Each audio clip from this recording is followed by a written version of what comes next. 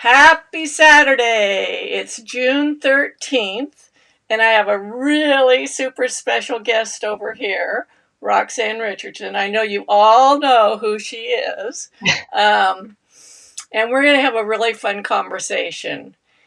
So let me tell you how we met. I'll give you my version, and then I'll introduce the people that are logging on, and then she can give you her version. Okay, and that gives people time to get on here. And don't forget to give us a thumbs up. And this also gives you a few minutes if you want to share this live stream with your other social media friends. You can be doing that now because you're not going to miss anything super important right here in the first couple minutes. So the first time I ever saw anything about Roxanne was on Ravelry. And I had just joined the TKGA group because I bought level 1 in December. Actually, my daughter bought it for me as a Christmas present. Level 1 of the Master Hand Knitting program in December of 2007. I had no idea. I had signed up for Ravelry and I'd gotten on Ravelry, but I wasn't very good at using Ravelry at that point. It was fairly new, and at that point you had to request an invitation. And I think it looked from the time that I requested to the time that I actually got my invitation was like 6 weeks. It was a long time. So the first thing I looked for on Ravelry was anything about the Knitting Guild Association, and I found the TKGA group. And so, of course, there were people in there talking about the Master Hand Knitting program, and that's where I first ran across seeing Rox. And so her name started becoming familiar to me. And she was working, I think you might have been working on level 2. I don't remember. I don't remember. Probably. I think I started level 1 in the spring of 2005 and I finished it in the spring of 2007. Right. So you were working on level 2. Yeah. And I started level 1. And I kind of zoomed through that, and then I did level 2. It took me a while to do level 2. And of course, corresponding back and forth. And then I did level 3. And then I was on the Master Hand Knitting Committee review committee. And that's when I got to meet Rox face to face. We had a knit and crochet show in Minneapolis, and she got to come. And so we got to meet at Master's Day. She brought her swatches, and Carolyn Vance and I were the ones that were looking at your swatches. So that was really, really cool. And of course, since then, you know, a lot of other things have happened, and we both really, our main focus for both of us is just teaching about knitting. I think we share our love of knitting. And the way that we like to do that, what works for us, is through YouTube. And so let's see who's on here, and then she can give you her version of the same story, okay? Okay. So lots of people. Lauren Thornhill. It's Worldwide Knit in Public Day today. So we're kind of celebrating that today too. I've forgotten that. This is my 12th year in a row to celebrate, although I'm not outside today. It's the first time. Marilyn Rotman from Michigan. Mary Inman from Georgia. Duke of Nico from Tennessee. Teresa Brown from Sutherland, Maryland. Fatima from Portugal. Andrea Moore from Colorado. Fatima again from Portugal. She's chatty today. Francoise from Lyon, France. Bach and Knitting from Belgium. Rona Shane from SoCal. Elizabeth Nielsen from Sweden. Sergio Navarro from Spain. Patricia Vale from Houston. Sue Metty from Fresno, just north of me. Hi, Sue. Debbie Newland from Bakersfield. Amber Shiwi is from... Amber, you're from where? Germany? Polly Edwards. Emily Beaton from PA. Billy from New York City. Kim Segrist from Northern California. Nancy Creedmoor. Hi, Nancy. From South Carolina. I know Nancy. You Yeah. know Nancy, yes. There's quite a I think few. she's done some test knitting for me. Yes, we have quite a few master knitters on here too. Miranda Ransbury from Albuquerque, SD Ra from Amsterdam. Yeah, Amber says she's Southwest Germany. Louisa Hendricks from Missouri. Missy 1328 from New York.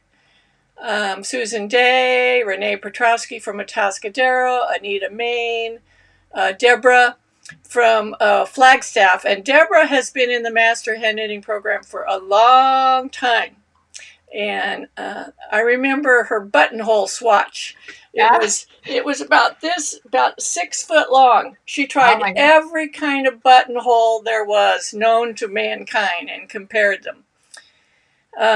Belinda from Norway, Kathy Leonard from Virginia, Kelly Mycat, and I'm going to stop there.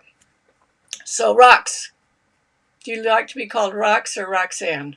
My friends all call me Rox, and I sign my name that way. But if I introduce myself, I always say Roxanne. I don't. I feel weird calling like, "Hi, I'm Rox." I just Right. don't. So, but people can call me Rox, and I'm right. very But happy you with that. call yourself Roxanne. If I'm just introducing myself, I will say I'm No, how do you Roxanne. think of yourself? When in writing, I'm Rox, but when I'm talking, I'm Roxanne. I, Okay, that's interesting. I I think of don't know. myself as Suzanne. You know, I've been called lots of things by my friends Sue, Susie, Yeah, Zanny. You know, but I yeah, think of myself as Susie. I introduce myself as Suzanne. yeah. So it was anything to not be called Roxy, which is what was my little girl name. And so anytime anyone calls me Roxy, I'm like, we're shutting that down right now. So, um, yeah. Okay, so So you tell your side of the story. okay, so I started the Master Hand Knitting program in 2005. And so we had forums because Ravelry wasn't a thing yet. And so you're right, I finished level one and I started level two right away. And then a couple of months later, I found out about Ravelry, and it took me 2 months to get onto Ravelry. It took me from the like July until October 1st. And so I think I was like member number 21 or 17,000 or something. So it was very small. And so I don't know when I found TKGA because I think it took a little while for them to transition over because people had to be on Ravelry before they could really Right. get rid of the forum. So there were people, that transferred over. And then what happened was when I got on Ravelry, I stopped working on the Master Hand Knitting program. I was about halfway through, You got and distracted. it was like 4 years of me, because what happened during that time was I started figuring out that I was very good at answering knitting questions in writing. Like I could understand what people were saying. And part of that came from being on those forums and learning so much about different ways to knit, talking to the other knitters, and we only had Whoops, text. my seat went down. um, So we only had text on those old TKGA forums. We couldn't post photos. We couldn't do any of that. So I got really good at visualizing what people were saying, and I started answering a lot of questions on the techniques forum, and it would be easy to keep up with all of the questions. And so I got really interested in that. I started teaching at our yarn shop, the local yarn shop. And then those early days of Ravelry, they had a newsletter that came out. It's called This Week in Ravelry, and it was all volunteer run. And at one point, someone asked me if I wanted to take over this. They called it the tip jar, where people would just gather up all the great tips from all of the different groups and put them in this newsletter. Well, that again, Ravelry was really small, so you could do that. And so I started writing a column called Ask a Knitter and answering more in-depth techniques questions.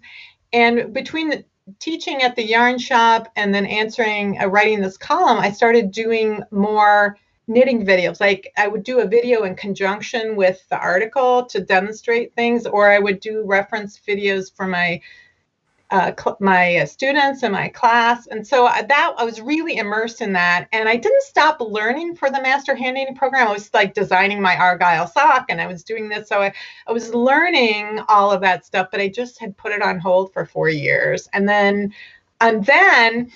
it was because that TKGA show or the Knit and Crochet show was coming to Minneapolis, and they were going to have that Master's Day and an opportunity to show swatches. I thought, I'm pulling all this out. I want to get this thing done as much as I could. And so that really pushed me to finish level 2. And as soon as I was done with level 2, I started working on level 3, and I finished that the following spring. So, finishing level 2 and getting through level 3 went much quicker. I was much slower and took a lot more breaks. Motivated. It takes motivation because it's a lot of work. People don't understand. Well, it's just like I use the analogy of what do you call the doctor that graduates at the bottom of his medical class? You call him doctor.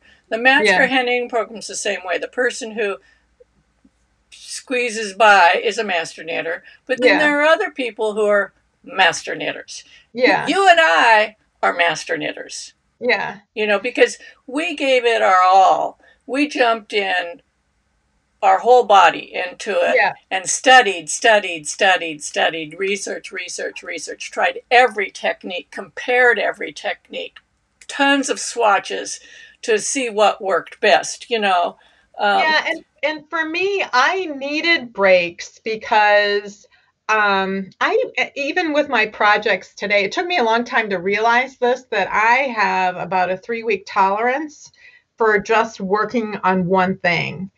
Even if it's a sweater, I'll look at that sweater and I'll say, oh, that's a 3-week sweater. I can get this done. And if it goes a little over 3, that's fine. But there's some sweaters I'm like, that I can't get done in 3 weeks. And I know that I need a break. And that was what it was like with the Master Hand. I could work on it intensely for 3 weeks or so, and then I would start to get a little, and I needed a break from it, and then I could use what I'd been learning and practicing in a more relaxed way in actual projects and actually get much better at it. So when I returned to it, I was like, oh, I can see what I need to do here, how I can improve. So I was always working on it in the background, but not like focused and only devoted on that. I think you were much more direct. Well, I was working full time in an emergency room situation. I was a PA, and so I worked 12-hour shifts. So on my days off, I would have a concentrated period of time. And I think that it was kind of like a diversion from my job. And even, when I was on the Master Hand Knitting Review Committee, I was working full time all that time. Oh. But I think that some of the things you and I were talking about on Thursday, my life, because I was in the medical field, was so very, very structured, and research. When you're in the medical field, you never stop researching. Never. Yeah. And so it was the same, I felt very comfortable doing the research because I've always done research. So it was that was a very natural thing for me to do that. But it was a break from my job. It was outlet. Yeah. Whereas now I'm retired. And so my time is my own. And I've been retired for 7 years now. So I'm still adjusting. I'm still adjusting to not having such a highly structured life. And so it's kind of flim flam sort of thing. I just go with the flow now, and the flow sometimes doesn't happen. Yeah, and we were talking about this, our different approach to doing videos too, where like you're like, oh, I'll do a bunch of them at one time, and I have that structure of doing a technique video on Tuesday and a podcast on Friday. This year, sometimes I'm not doing a technique video every Tuesday, but I'm giving myself permission to take a week off from that here and there.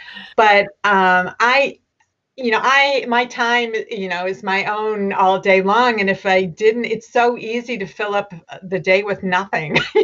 So I really like to think of the structure of here's what I do in the morning. And it doesn't really feel like work to me. It just feels like structure and a way to get the things accomplished that I want to get accomplished. And I always enjoy making the videos. Except for, I was telling some of my friends, we had our guild meeting, Zoom meeting this morning, and some of the things, like, let's say you're all set up and you're going to film a piece, a segment, okay? And instead of turning video on, I take a picture. But I thought I turned the video on. And so I go through the whole thing, and then you come back and you go, oh, darn, I didn't push the video button, I pushed the picture button. Yeah, and I usually have I hate when that happens. Usually with my microphone, because I have a separate mic set up, and I have more problems with the mic. And I'll come back up and there'll be no sound, and I'm like, do I re-record this? Well, there'll be sound from the camera, which is more echoey. Right. Like, do I re-record this, or do I just say, sorry about the I know. Yeah, it's those.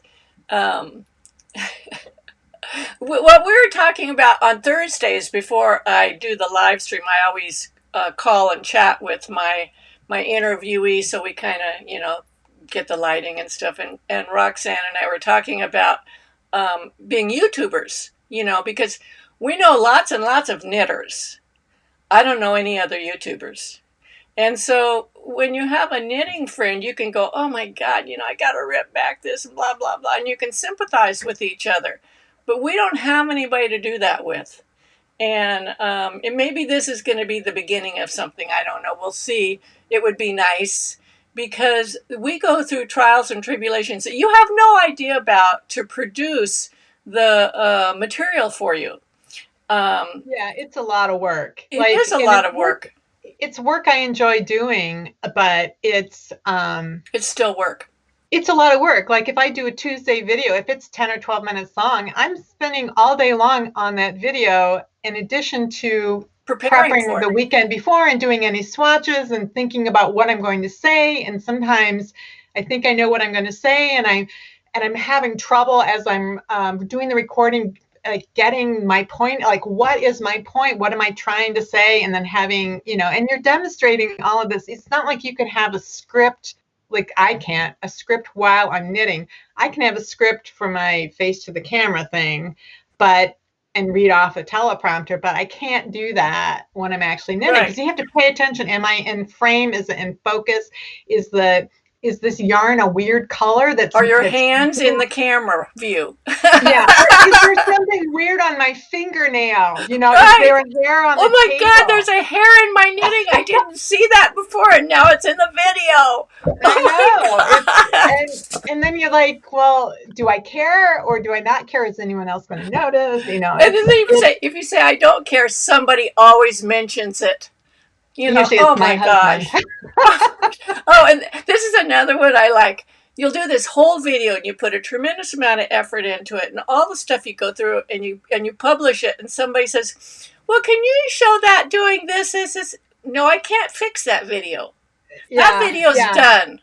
That video's done and complete, and well, I had somebody ask me recently about a video I did a couple of years ago. Well, why didn't you say this, or why didn't you address that? And I was like, to be honest, I didn't know that 2 years ago. I don't know everything. I really don't know everything. That's the beauty of knitting, is that I can still keep learning and still make those connections between things that I didn't realize were related, and go, oh, wait a second, but I can't fix that video from 2 years ago. And and on top of that, you're learning all the time, so you might finesse something a little bit differently.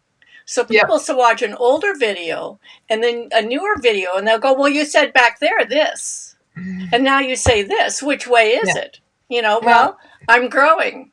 I'm growing. Well, and also, I'm always telling people that there are always multiple ways of getting to the same endpoint. And sometimes the endpoint is exactly the same, and sometimes it's just a little bit different, but it's so close that it doesn't matter. And the decision about which way to do something has to do with my decision used to start with, can I remember how to do it? Like I will choose to do the one I can remember how to do unless I know, oh, there's a better way. I just need to look it up. But can I remember how to do it? Can I execute it so that I like it? Am I happy doing that? Or would I prefer to do it a different way?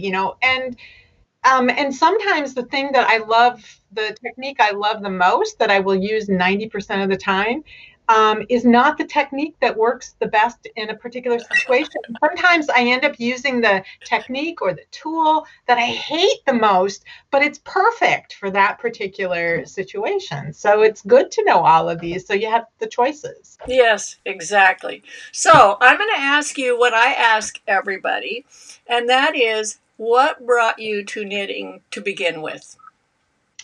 Um, well, I've been thinking about this because I knew you were going to ask it, and I was trying to. So the first time I came to knitting, I was in fifth grade. And that was for 3 hours in fifth grade when we would have, they called it X period. And it would be once a quarter you could sign up for something to do. And usually there was some kind of sport you could do or you could make some. They were all different things. I always signed up for the thing that you could make. So I'd tie-dye a t-shirt, make ice cream. And one time it was knitting.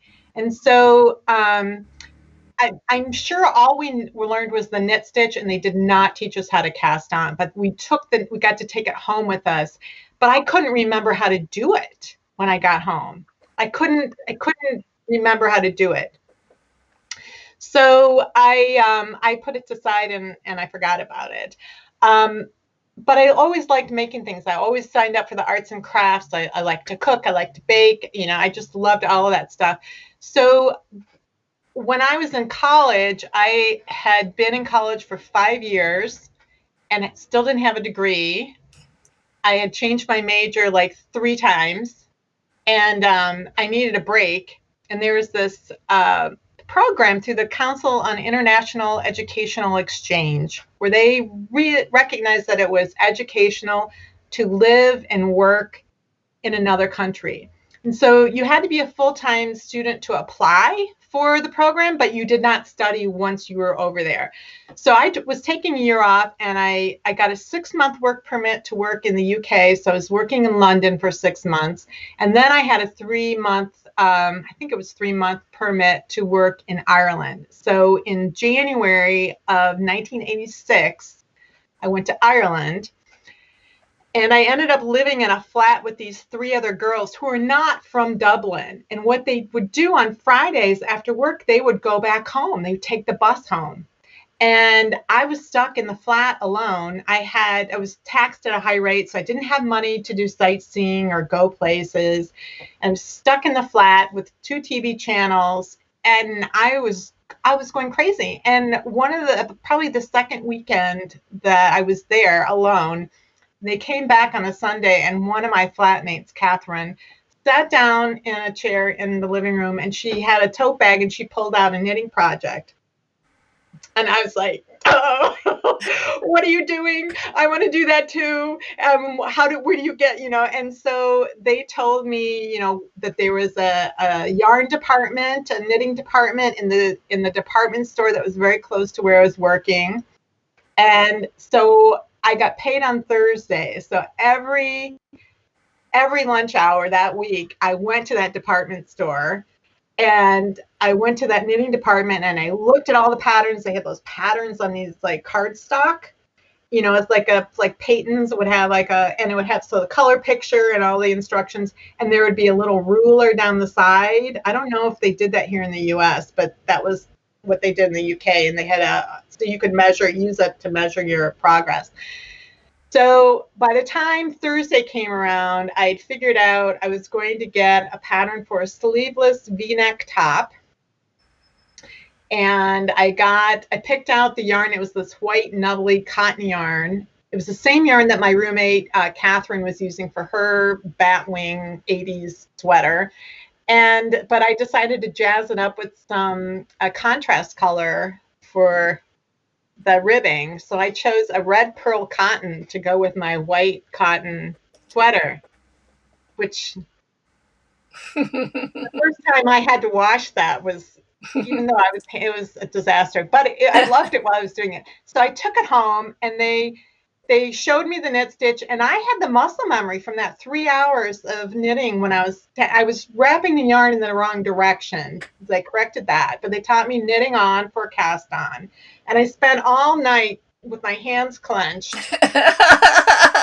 practicing that knit stitch. And then the next day was Friday morning, and they were all, well, we'll see you on Sunday. And I'm like, wait, I don't know how to do the purl stitch.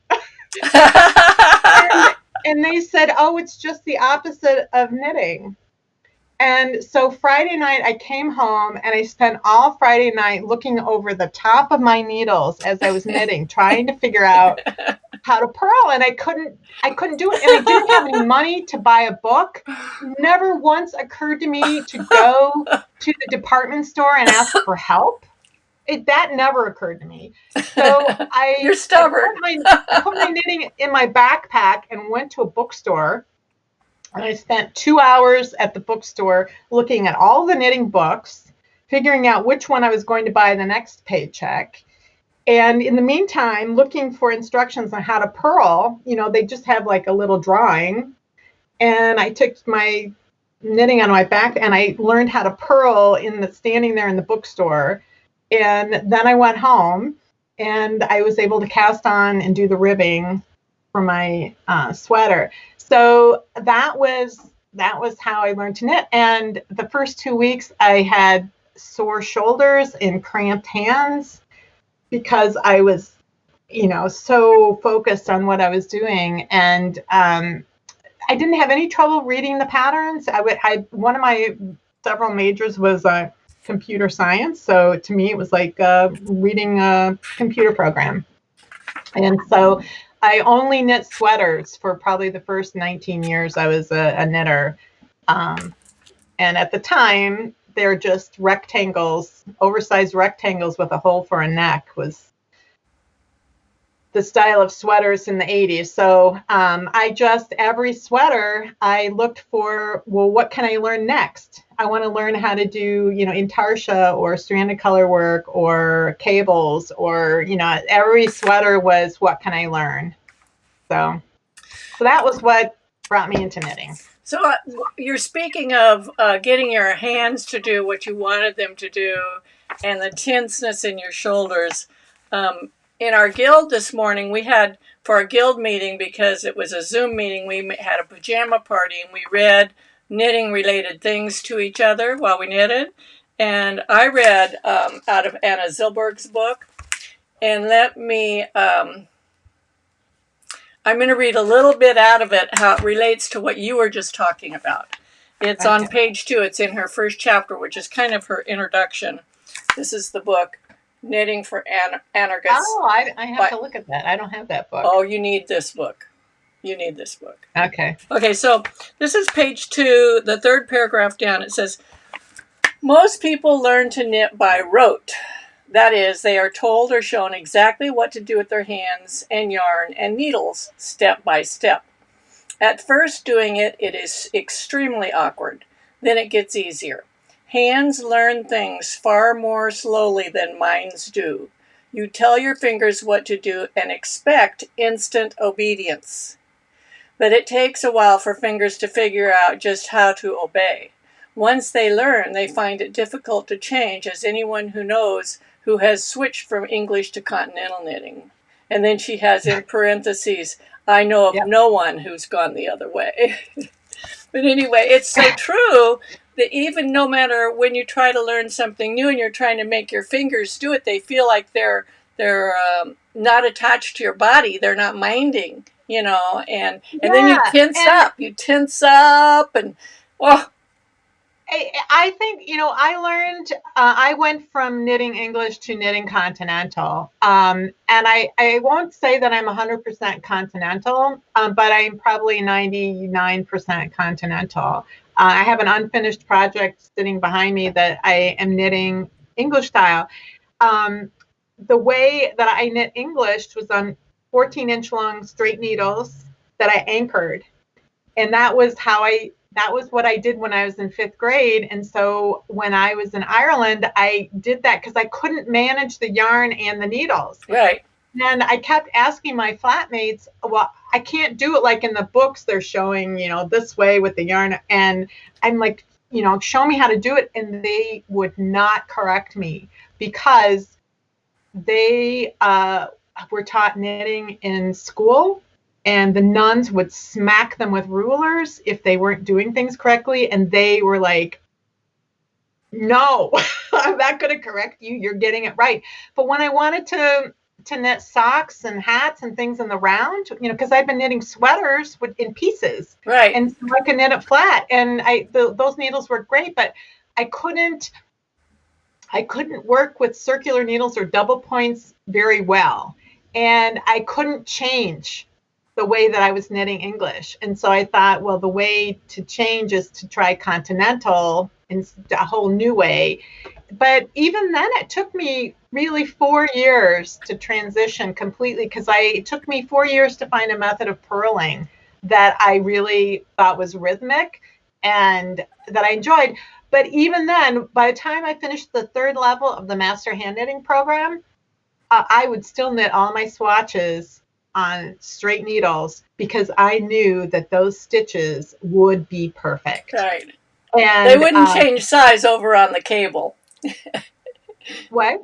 Once they get on the cable, Oh yeah. Well, also, because I learned to knit continental so I could do it in the round. I wasn't knitting selvages very much. Mm-hmm. And I remember that whole struggle in the Master Hand Knitting program of getting those selvages perfect.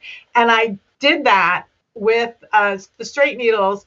And I frankly am like, I just don't feel like trying to, I've worked at it here and there, trying to do it, but it's like, if I want it to be perfect, I know what solution will get me there. Right. And I just use the tool for the situation, and I just switch. So when I learned to knit, I was really little and I taught myself, but I learned to crochet first when I was in kindergarten. My babysitter, the lady that lived next door from us who watched me after school was out, taught me how to crochet. And I crocheted chains for a long time, and then eventually learned how to make double crochet and make little flowers and stuff like that. And then my grandmother had this maroon colored garter stitch, which I didn't know what it was at the time, but wool, huge throw that her cousin had knit for her that she kept on her couch. And I loved my grandma. I spent a lot of weekends at her house, and I spent a lot of weekends cuddled up in that throw, and I just loved it. And I wanted to make something like that. No one else in my family knitted. So I taught myself to knit from books. But because when I was young, because I crocheted first, I automatically held the yarn in my left hand. Mm. It never crossed my mind that you could hold it in your right hand.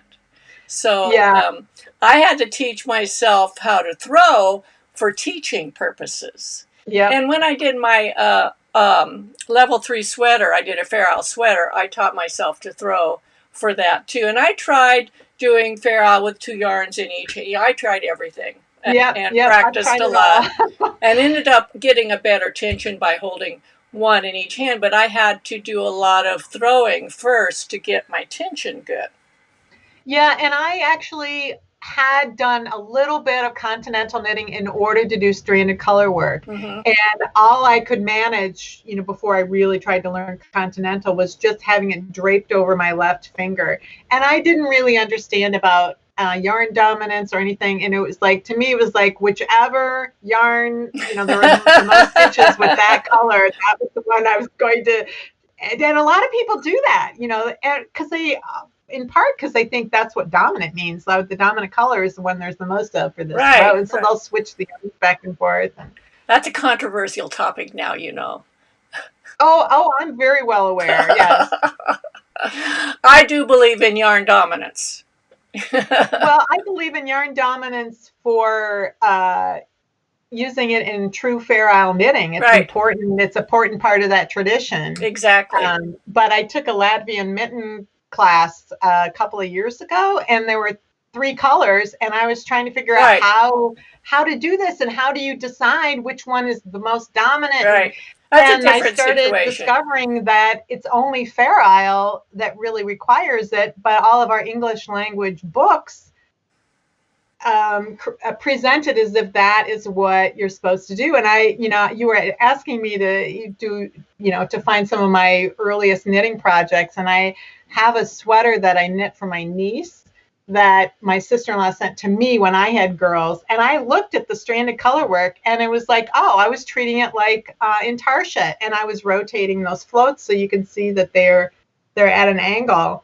And that just eliminates yarn dominance is all. Right. And it is a legitimate way of knitting, and it's just not appropriate for Fair Isle if you're doing true Fair Isle. Right. So how did you find out about the Master Hand Knitting program to begin with? Well, I from about the year 2000 and 2005, I didn't knit that often. I was really working on fiction writing, and I was going to be teaching a workshop at a conference, and it's always in July, and it's air conditioning, and there's a big fancy awards banquet where if you had a gown somebody wore to the Oscars, you would not be overdressed, which usually meant sleeveless. So, and it was air conditioned and cold. And I was turning TV on, and I saw Lily Chin on that show Nitty Gritty. And I was like, there's a knitting show. And she was knitting with beads. And I thought, oh, that's something I've never done before. And I thought, oh, I could knit a shawl for this event that I had to go to that summer. And I really needed to do something that just felt creative for the sake of being creative, rather than I'm trying to produce this creative piece of work that that other people are going to criticize or whatever. I just wanted to be creative. So I went to the yarn shop I hadn't been to in 5 years, and the owner recognized me and said, "Oh, hi, Roxanne." And I got some materials to make this beaded shawl, and it may have been at that particular time when I was checking out, which she said something about Nitty magazine, which I'd never heard of. It was pretty new back then. And she said, oh, it's an online knitting magazine. And I went and I looked at it, and I was reading the articles, and there was an article in there about the Master Hand Knitting program. And that whole next month was revolutionary for me in terms of my knitting life, because I had never known another knitter. I'd been knitting in isolation for 19 years. Me too. Me too. And so when I had been writing, I was on all these Yahoo email groups with other writers and on online forums and all that, but I had never had that with knitting. It never occurred to me. And so I thought, oh, I found about this Master Hand Knitting program, and they had forums. And then I thought, geez, there's probably Yahoo groups for knitting. And I found 3 different sock knitting groups. I learned how to knit socks. I learned so much from those groups. 6 Socks Knit Along. Did you do that one? Yes, I was in that one too. And Knitters Anonymous, or that's where that Stephanie Vanderlinden started out. Was in that group. Oh, so yeah, the 6 Socks Knit Along. I did that. Was amazing. So I learned so much from that, and then I had an online community, and I found Stitch and Bitch groups locally, because there was a Yahoo group to find the local Stitch and Bitch groups. So that changed my world, and it changed the number of projects I was working on at any one time. I'd always been, I feel like knitting, I'll go to the yarn shop. It was never as encompassing to me as it became in 2005. So it was my yarn, coming back to knitting and having the yarn shop owners say something about knitting, and then finding that, and then everything, one thing led to another. So, and it sounded like such a great idea to me, because I'm the kind of person, I'm an information seeker. And so when I get interested in something, I do want to know all about it. So my very first year of knitting, that was the way I was. Oh, I want to learn this. I want to learn that. And after that, I kind of plateaued, because I just didn't really know how to learn more about knitting. And that's what the Master Hand Knitting program did for me. It was basically, look, here's a list of reference books. I'm like, it never occurred to me to have a general reference book, because I thought, well, I already know how to knit. Why would I need a reference? I didn't understand. I learned to knit by reading the patterns. And right. so, and being able to talk to other knitters. I mean, people were talking about the long tail cast on. I didn't know what that was. I looked it up. I'm like, oh, the continental and the thumb method, I had done both of those, but they had never been called the long tail cast on for me. So, I mean, I was just learning so much from that. And it just, it meant that the ability to keep learning about this wasn't going to end. And it continues to just captivate me constantly. And always looking for something new, and just, I don't always want to go completely in depth on it, but I want to know about it. I want to know, and how is that related to this, and how is that related to that? So that's what it did for me too, the Master Hand Knitting program, because it's like there's an ocean of information out there. And I was just picking it up piece by piece, depending on what kind of projects I was working on, And like you, I did not have any family members or friends that knit. I called myself a closet knitter, although I wasn't hiding it. But in my family, like if everyone was watching a football game, I would knit. And they thought I was antisocial because I wasn't watching the football game, but I'm watching it. I can watch a football game and knit, and, but the Master Hand Knitting program is a structured approach. So you start at point A, go to point B, go to point C, and by the time you finish it, you have a really good roadmap of the direction that you want to go, or directions, because by the time you finish it, there's lots of directions that you go. And speaking of that, so what do you think the Master Hand Knitting program did for you? I would say first of all, it taught me how to teach myself, like how to approach teaching myself how to knit, because it really isn't, you learn so much, but it's not direct instruction. They're not giving you a syllabus and saying, here's what we're going to learn next, and we're going to test you on that. It's like, here's what we want you to know. Go figure out how to do it. And here's a whole bunch of resources that could be helpful. And here are a whole bunch of people who are going through it at the same time that you can talk to about it.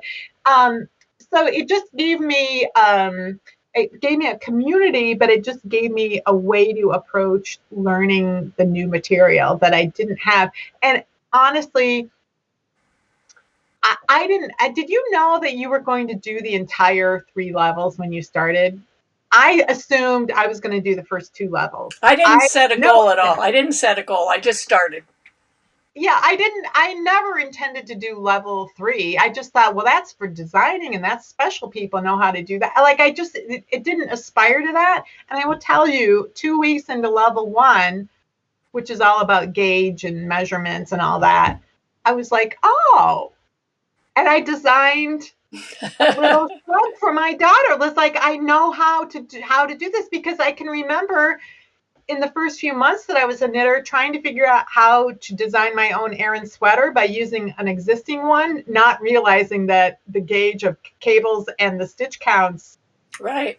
I had a different number. I didn't know how to do the shaping because my stitch counts were so different. And so I thought, well, I'll never be able to figure this out. This is just. It opened the door. We have one comment that I want to drag in right now. This is a good one. Okay. This is from Evelyn Diaz. And she says, do you think you can do the Master Hand Knitting program while working a full-time job? Yes. Yes. You did. I did it. I was working 12-hour shifts in an emergency room, and I did it. I think it saved my sanity.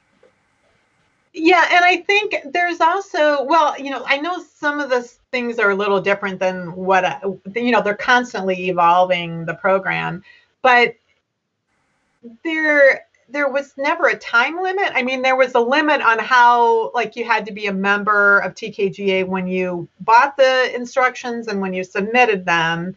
And if you had had them for, more than a year, you had to make sure that there wasn't an update. But when we were going through it, there was no, like, limit to how long, It you was know. self-paced Yeah. program. So Pris Lopez has a comment, and she also has a YouTube channel in Portuguese. So she put on here. Let me put it up here where people can see it Okay. above. Hello there. I have a YouTube channel about knitting in Portuguese. You two are my favorite knitting YouTubers. Let me put it back on. It went away. Come back. Whoops. I've learned with you. I many things I teach in my channel I've learned with you. I just wanted to say thank you. Oh, that's so That's great. very cool. And I'm sure Roxanne feels the same way that I do. We are not teaching to be proprietary. We're teaching for you to learn. Yeah. Yeah. That's It's my not goal, like is this is that mine. It's not mine and you can't have it. It's I yeah. want you to know how to do this. Yep. I want you to make those connections. Like, my videos tend to be, sometimes people, when they look at a technique video, they want them to, they're like, oh, if it's over 10 minutes, I don't even want to look at it. And I'm like, I have very few that are under 10 minutes, because I want to explain not just how to do something, but why it works and how it's related to other things, so that you understand the technique, not just so that you can do the technique. Because a The lot of people, context. You want to yeah, give the the context of it. context. Because a lot of I mean, I've seen some knitting videos by very prominent knitting YouTubers who will say, I don't know how it works. It just does. And I'm like, oh my God, really? You don't know how it works, or you don't know why? Like, don't you want to know why it works? How are you?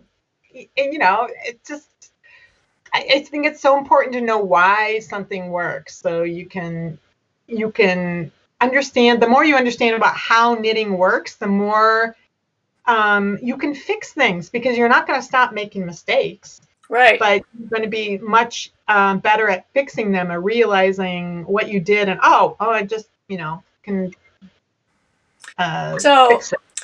Duke of Nico has a question, and this is a good question. He says, you talked about growing, but can you think of a time when you posted something that later realized it was completely wrong as you grew and learned? Can you talk about how you handled that? Um, I would say not completely wrong. No, I can give a specific example of something where I went, oh, and that is the tubular bind off, which I never do the setup steps for that, because I just don't like the way that looks, and so I just do they also call it grafted or Kitchener. It's just the part where you're actually sewing off the stitches, and I knew that you did them for the tubular cast on. I thought that was required to do that. And I've since then learned how to do an alternating cast on where you can get that same look, so that those two are actually opposite. So that's something where, oh yeah, the setup is actually creating the tube of the tube. That's Like, why it's called tubular. yeah, I don't know why, because it's never explained in the books, and I think I just didn't. I just thought it was, I don't know what I thought it because things have 3 or 4 different names, and it can be the same technique, and so that was something where what I was teaching wasn't wrong, but I had called it tubular bind off. I'm like, okay, this isn't the tubular bind Right, off. it's an And I Italian changed the bind off. title of it, and Yeah, I updated the description. right. I've had a few where I can't name a specific one, but somewhere I don't think I have any that are grossly wrong. But there's some where I've figured out a better way to do it. And what's interesting on YouTube is, and this is a YouTube thing, and this is something that Rox and I can talk about later, that I'm sure we have a lot to talk about in this area, is that we have no control over YouTube, okay? And when you throw a video out there, you have no idea what the reception of it's going to be. You could do a video that you think, oh my God, people are going to love this. I think this is going to be really popular. And 800 people look at it. And then you can do another video that you think that you just whip out off the top of your head because somebody asked you how to do it, and you throw it up there and it gets 25,000 views. And you have no rhyme or reason, because you would certainly repeat whatever it is to get the 25,000 views if you knew what it was. And what people also don't know is that YouTube gives the creator access to something called YouTube Studio, which lets you look at your analytics. And they like to tell you how you're doing in any given week, and with kind of shaming messages. Well, you're getting fewer, or they'll say this video is really popular, and you should do more like that. And like, I can't do more like that. All my videos are technique videos. And yes, sometimes you think this is so cool. And I think my reaction is this is so cool is because I think it's so cool. But it's nothing anybody's, and I think nobody's done this video, which should be my first clue that people are not looking for it. And then other times, like I did a video years ago for a knitting class. It was for top-down raglan sweater. It was how to divide for the sleeves, because they were going to have to do it between classes. And I demonstrated it. I knew that when they went to do it, the instructions weren't going to make sense. No, it's like you can't visualize what's going on. So I made a video, and it was intended for 8 students. And that video has probably 400,000 views on it, or 300,000 or something. Exactly. People are still watching that video and asking me where all the other videos to make the rest of the sweater are. Well, I think that's something that you and I are very different about, is because we're technique approached. We're not project approached. Yep. And there are YouTubers out there that do projects. Yep. And or stitch patterns. Like people have asked me, I always say, if you have any comments or questions or suggestions for videos, can you do a video on such a stitch pattern? And I'm like, why would I do that? It's like I've come up with a good answer for people. When they make the comments and they're always suggesting this and that and the other, I'll say, great comment. I'm adding it to my to-do list. Oh yeah, I add it to my list. Yeah, because I do the ones I want to do. It has to be fun for me too. Yep. If somebody's asking me something that is like the most boring thing to me in the world, it'll be on my list, but it's not going to be at the top of my list. Yep. And I keep a spreadsheet of ideas, and sometimes it's like I'm in idea generation mode. I'm like, or I'm answering questions on Ravelry, and I think, that would be a good topic for a video, and I'll add it to my list. And so sometimes if I'm like, I don't know what I'm going to do, because I do try to do a video every Tuesday, or at least 3 Tuesdays out of 4 now, and I'll go look at the list, and I'll just like, what could I do? What would be, interesting to do this week, or what would be faster to do? What isn't going to take several hours of swatch creation and, right. Development. It depends on how much time you have allotted for it, Yeah, if you have to knit the whole top of a sweater to demonstrate how to do something, that's not going to be on the top of your list. No, and it's going to be when you're knitting a sweater. When you happen to be knitting a sweater, you'll do that one. Yeah. Or like I have an article due Monday, so I'm going to be spending the rest of the weekend, finishing that up. That means that I don't have any time before Tuesday to work on swatching for the Tuesday video. So I either won't do one, or I'll do one that I think will be really easy. And at this point, sometimes I think, did I do a video on that? Like, I don't always remember if I've done a video on certain things, and I think I've got some great idea, and then it turns out I already did it. So there's some more questions over here. This is just a comment, but it's a really good comment from Polly Edwards. She says, because of you two, I finally swatched in the round, and it made the world of difference in how my sweaters fit. Very cool. Yep. If you have a different gauge when you knit flat than when you knit in the round. And most people do, even people who think they don't have a different gauge. It's worthwhile checking because you just might be surprised. Yep. And that's one of the things you were talking about a little while ago about, I don't remember what the topic was, but doing research on it in a book and finding out. I had problems in the beginning of the Master Hand Knitting program that I realized that I didn't have. I didn't realize it before. I'd always had the problem, but didn't identify it till then, was that I had my rows of stitches were not the same sizes. It'd be a large row, small row, No. And so I did some research on that, and of course everything said that your purls will be bigger. All the research, all the written topics, the purls are bigger. Well, those are written by people who are throwers, not continental knitters. The majority of the literature is written for people who are English-style knitters, not continental. So I kept trying to tighten up my purls, and it got worse. And I finally got to where I could read my knitting. This is when I first started learning to read my knitting, and it was my knits. My knits were bigger. So then I started working on making my knits smaller. It all evened out. Everything worked out. And I have talked to so many continental knitters who've had that same problem. We did a guild meeting one time. I had everybody knit a swatch. We had the same yarn. I brought little kits, so they all had the same size needle, same exact yarn. And we knitted a swatch, and then we marked a row that was a purl row, put some black ink on the stitches, and then did a few more rows, took it off the needles, cut the edges so that we cut off the edge stitches, and pulled out one strand without the black mark and the strand with the black mark. So we knew the black mark was the purl stitches, and hold them up. And then there were a lot of people who had their black marking one was longer, and there were a lot of people who the knit strand was longer. Then we divided them up in the room between those two groups. And guess what? All the ones that their purl stitches were bigger were English-style knitters. Oh, and all the ones where their knits were bigger were continental knitters.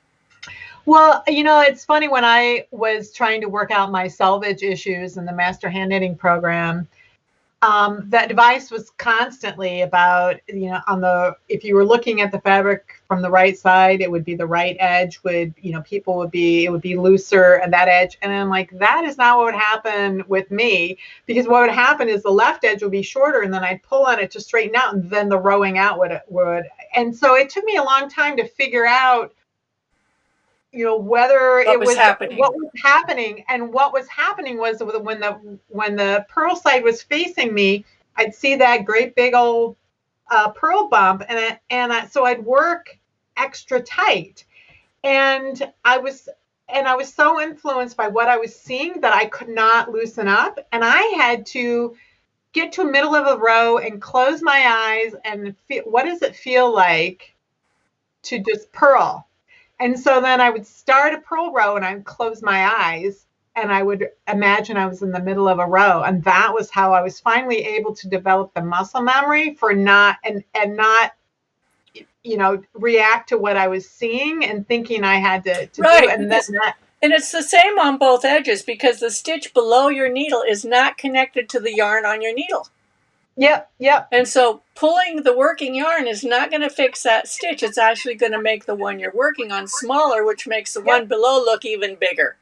And that happens on both sides. So yeah. Because I had so many beginning students. I used to try to preface it. Oh, here are the things that you're going to see, and they didn't know what I was talking about. So I would just wait, and about 20 minutes into the class, somebody would say, "How come this stitch is so big?" And I'm like, "Don't worry about it. Work 3 stitches. Now look, it's not big anymore. I just need to twist."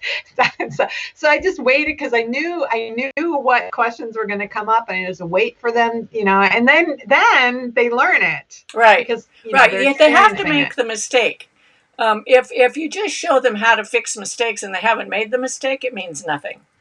it means nothing. So then they're not going to remember it. Yeah. And then when they do make that mistake, they won't remember how to fix it either. So Lauren Thornhill has a question. I'm working on level 1. How long in total did it take either of you to complete all 3 levels? It took me 7 years because I had a 4-year break in the middle. It took me short of 3 years.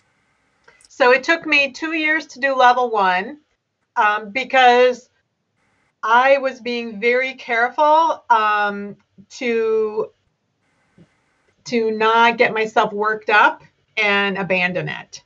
So I would give myself that 3 weeks or so of working on it. And then when I kind of felt myself getting anxious, I would give myself several months break. And then I would come back to it. So that first 2 years was like that. I was really happy to start level 2. Then we went on a vacation and I joined Ravelry, and then it was like a 4-year hole where I was doing a lot of other things. Once I started back up with level 2 to finish it and then go on to level 3, it was just straight through. And so, everybody's pace is different, and you really have to, I think, know yourself and what your personality is like in general, and recognize what aspects of your personality are showing up in the program. I also think that, like Roxanne and I both didn't know that we were going to finish it when we started. Yeah. It wasn't like a goal. It was not my goal to finish it. My goal was to work through it. However I did that, and so, and the people who get disappointed, because some people do get disappointed, are the ones who think they are going to sail through. The ones who, and I can tell you this because I was a reviewer on the committee for a long time and getting the feedback from people, okay? A lot of people, Roxanne and I both had knit for quite some time before we did the Master Hand Knitting program. And I actually felt that I was a really good knitter before I started it. My perceptions have changed tremendously because I was a knitter, but I wasn't a really good knitter. But all I knew was my own knitting. I didn't understand how knitting worked. I didn't know how to read my knitting. I could read my knitting, but I couldn't. There were certain things I couldn't fix without taking out, entire rows and going back. The engineering. My finishing work was terrible. I mean, it looked okay, but what I want to say is that there are people who think that they are very, very good knitters, and they think that it's a test, and they're just going to pass the test the first try.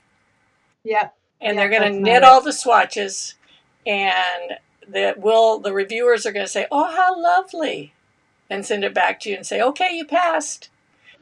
For me, I think the hardest thing about the program is understanding where the bar is. Like, you're told we don't expect perfection. You're a human being. We don't expect you to be perfect. But I don't know. I don't know what you don't have to be perfect looks like. There's a whole, I didn't know what that looked like, and I got to the point I can remember sending Arenda an email and I can see this issue that I have, and I've tried all these things and I don't know what to do. And she's like, and I was so upset because I am like, I could submit this and they're going to tell me that it's wrong, and I know it's wrong, but I can't fix it. And she's like, send me the photos of it.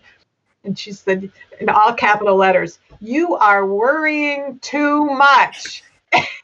But the bar does change as you go along, and that's the hard part to try to figure out. Some people get that disappointing news on level 1. They get crushed on level 1, and then they have to come back from it, and some other it just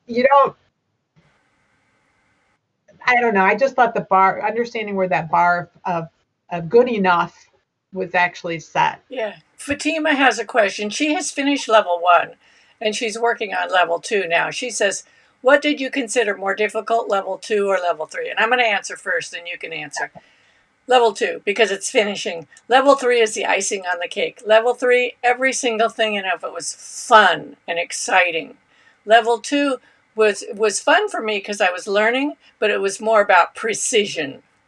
and it was more dry, not so exciting as level 3. I think, yeah, and for me, I think just the enormity of level 2 is really the biggest level in terms of the number of swatches. I don't know. It seems like maybe they've kind of equalized that a little bit since then, but at the time, it was just huge. But I also had that break, that 4-year break, so that when I came back, it was so much easier for me because everything I had learned in that first month or so when I was doing the initial swatches, I carried through in all of my knitting for 4 years. So I didn't, I don't know.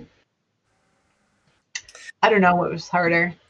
So Michael says, he said, since we're both master knitters, which was his previous comment, do you have the same enthusiasm for teaching beginners, or do you lean toward more advanced students?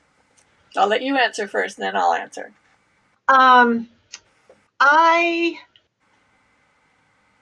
prefer anyone past very beginning.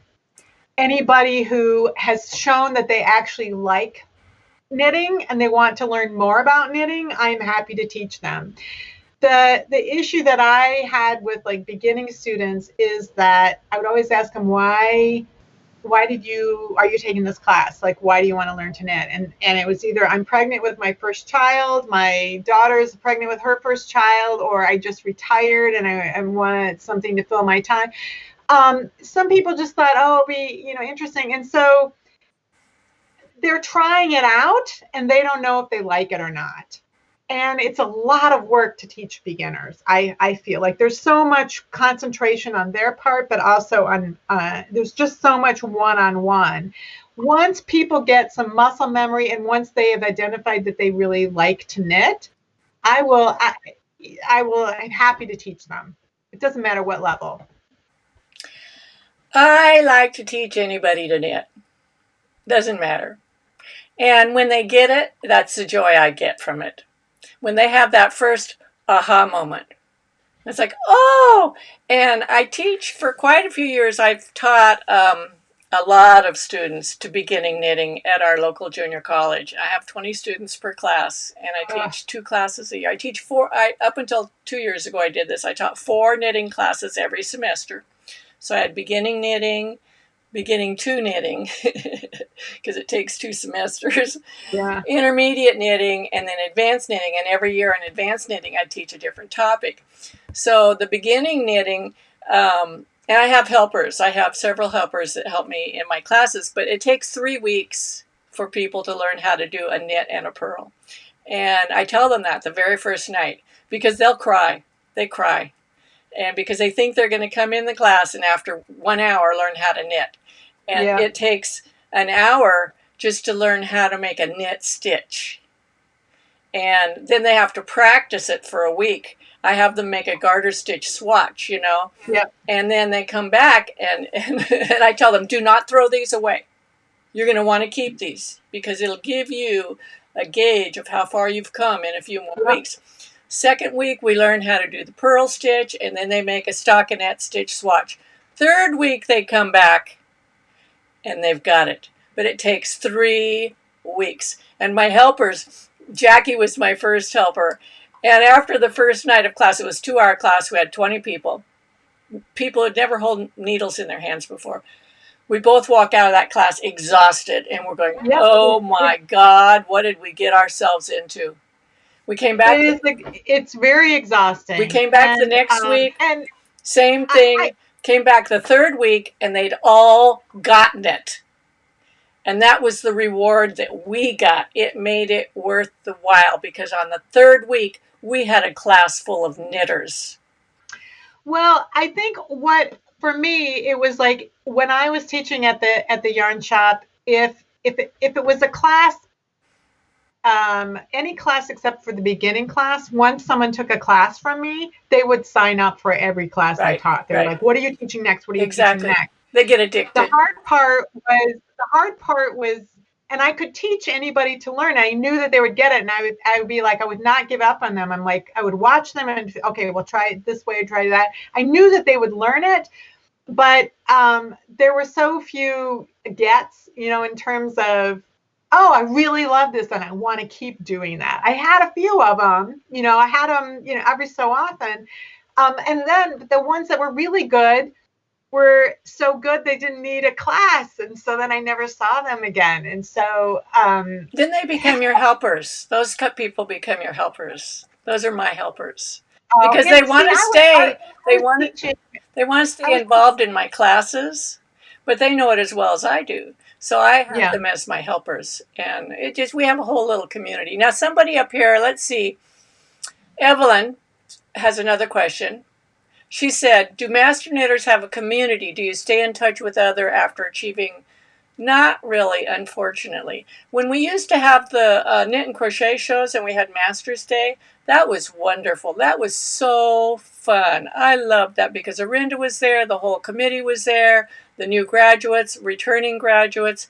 It was wonderful, but we don't do that anymore. Now they do the Dallas-Fort Worth knitting thing, which they couldn't have this year because of the coronavirus. They have a Master's Day there. I was going to go to that one, but maybe they'll have it next year and I'll go because I do miss those people. I tend to sort of collect. I mean, I don't necessarily know them, but sort of collect master knitters. Like, you find certain people, you discover, oh, they're a master knitter too. And you can kind of see that in their work. Like, there's just certain people who are like really interested in like traditional knitting or who are really interested in breaking down, like Ann Butt's a master knitter, isn't she? Yes. Ann Butt and Beth. So is Beth Brown Rinsel is a master knitter. She's one. So like, that she's focused on the traditional. But they went through the program. It wasn't anything like what it is now when they went through it. It was a baby of what it is now. Yeah. Dolise has a question for you. She says, will Roxanne continue to have live stream Q&A shows? I enjoyed shows 1 and 2. Well, I had a plan. Yeah, I'm playing with the live stream. So I did the Q&A was really an Ask Me Anything. And I had planned to do on May 31st a live stream where I was I'm just going to try like teaching a topic and then have Q&A. So I was going to do a little presentation on short rows and answer questions.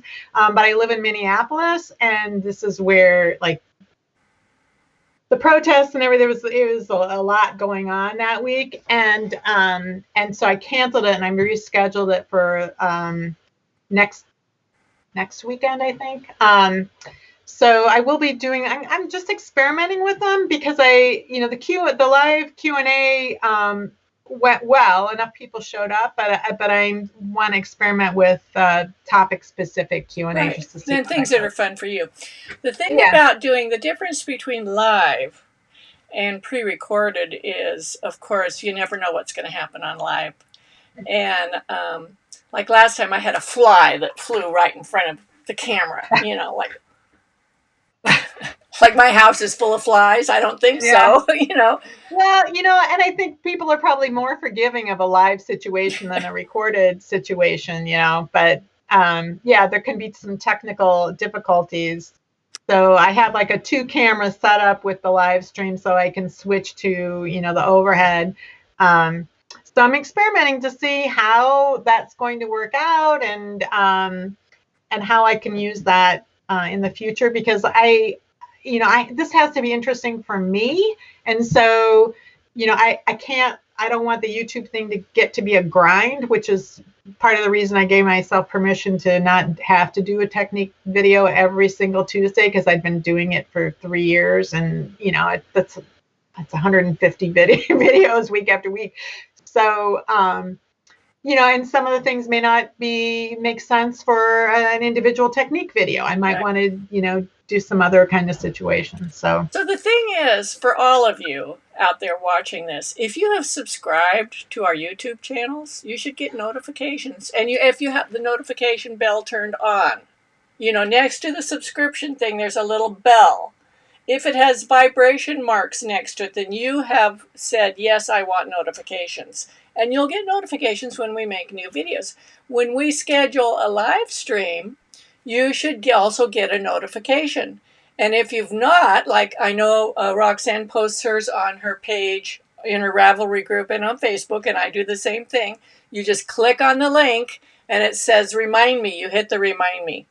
And that's how you'll find out that we have them. And sometimes things happen that you can't do it that day when you had planned it, but life happens and suddenly it's just not going to happen. And that's unfortunate.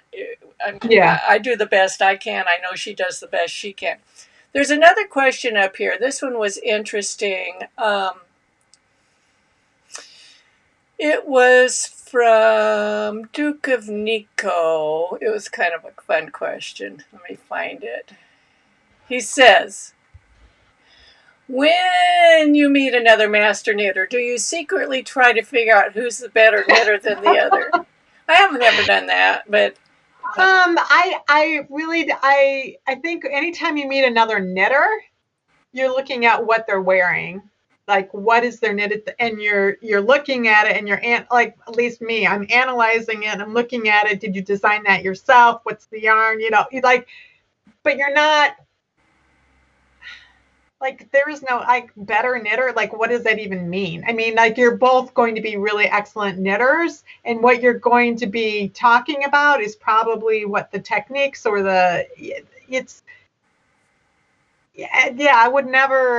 I would just want to be interested in looking at their sweater and seeing what they're wearing and how it was constructed and that kind of thing. This is a great question from Stacy H. Question: have either of you noticed an uptick in your video subscription and or watches or views since people have been staying at home? Yes. Yeah, well, and it's we were talking about this the other day that it's knitting is seasonal for a lot of people. It's not for me, but it is for a lot of people. So you start seeing at the end of August, it's people are thinking about winter, it's back to school. You start getting more and more views and subscribers, and then it tends to peak in January, February, and then it starts to go down a little bit, and it hasn't really made that summer dive. And certainly April, I think almost everybody was in lockdown in April. And so that would be a month where typically I see, a real like a dip. But it's a curve. It does that every year. And it's just flat. And everybody's YouTube channel does that is in knitting. It's hers. I probably look very much the same. It's just how knitting is. The thing is, so we do make money from YouTube. It's not a whole lot for the amount of effort that we put out. It's pennies or fractions of pennies per view. And if you happen to watch the same video over and over, it counts as one time. Oh, does it? Yes, it only counts as one time. But it counts as you watched it for longer, which does nothing for how much we earn. What does for how much we earn actually is whether you watch the ads at the beginning. If you always skip them, we make no money. Yeah, if you have an ad blocker, then we make nothing off of it. If you subscribe to, like, I subscribe to YouTube Premium, which is like $10-15 a month, and you don't see any ads at all. And then the YouTuber gets actually a larger percentage, because the YouTubers that you watch will get some percentage of your subscription fee, and so it tends to end up being more per viewer if it's someone who's on YouTube Premium. So yeah, if you're using an ad blocker, it'd be helpful if you disabled your ad blocker. Yes. And if you just watch the ads, and a lot of people think they're a nuisance, but that's how we make money. Yeah. And otherwise we're doing it completely for free. And we don't make that much money. Now, another thing you can do is share our videos with other people so that they might like to watch them or subscribe to our YouTube channel. That's a way that you can thank us for doing what we do. And if you don't know how to share them, there's a little share button right below the video. It's like an arrow, or it goes this way. this way. Anyway, you click on that and you can share. One way or the other. Yeah, it's just an arrow, and it's a curved arrow. You click on that and you can share it on any social media, or you can just copy the link and share it wherever you want. You can even send it to somebody in an email or a text message. Another thing is both of us use Ko-Fi, and it's a $3 minimum, and that does help out a lot. It helps out. And so if you feel that you learned something from the video, you can send us $3 through that. Or I had one lady send me $150, and I appreciated every one of it. It was wonderful, huge.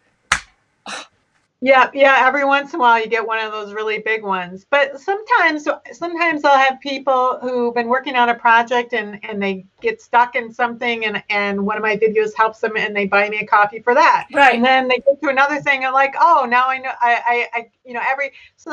and it's like, we are master hand knitters. We are, like, you're getting like expert help for any time of day you want, and you can even ask a question in the comments, the follow-up question, or in our Ravelry groups, and we'll give you more help. Exactly.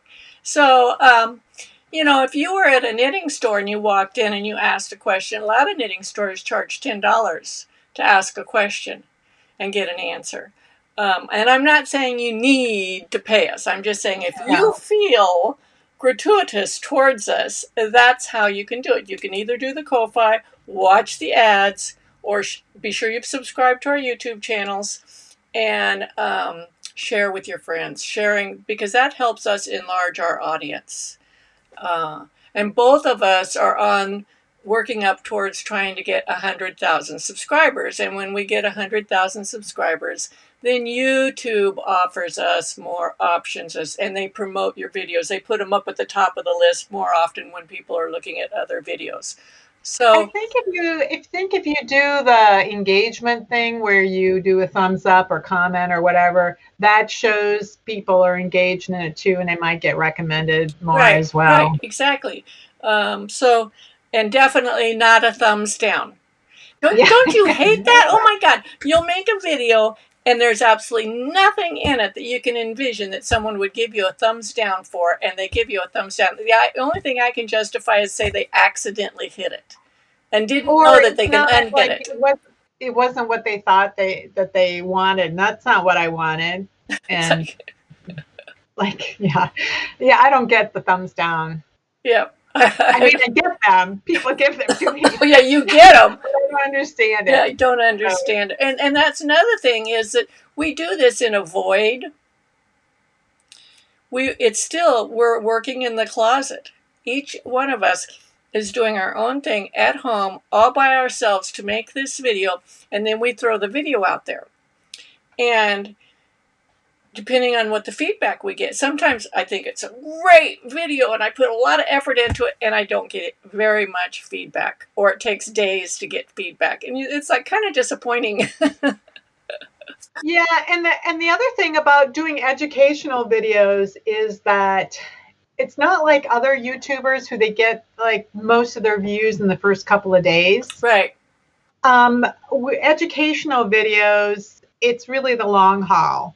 And so sometimes that sharing business, like someone will share something somewhere, some external website, I don't know where, because they don't tell you anymore where it's coming from.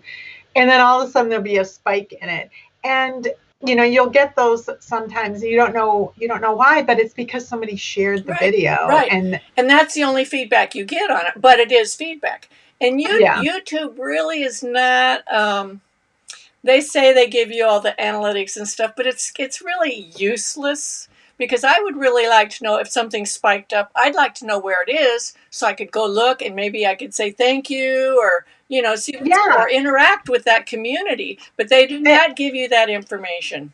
They don't give it. They used to at least tell you the website. Like sometimes I would find out it was that Paradise.com, but then you go on there and it's like a million things, and there's no way you can find it. They don't tell you where, and I've looked and looked and looked to try to figure out, where it came from, and I can't figure it out. And now they don't tell you. They just tell you they'll say, congratulations, you're getting more views from external Yes, sources. whoopee! They don't tell you even the website anymore. Exactly. Well, let's see if there's any more questions.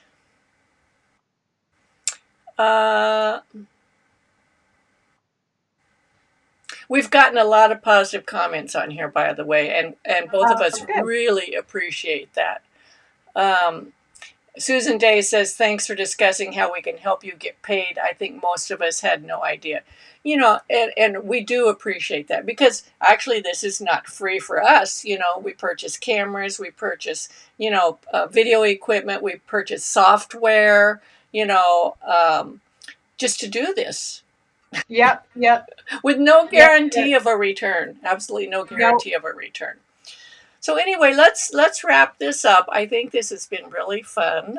This has been fun. It's And the kind of sun is starting to come through my window here and break me. it's kind of like a behind the scenes with Rox and Suzanne. We'll have to do it again sometime. So, Yeah, I had a lot of fun. yes, That it's was very great. fun. Thanks so So, much for inviting me. yeah, well, thank you for being on here. It was my honor. We'll let you go, and we hope you have a lovely weekend. We hope Rox gets her article written and submitted on time. So do I. And we'll watch out for that. And happy knitting. We'll see you all later. Bye. Bye-bye.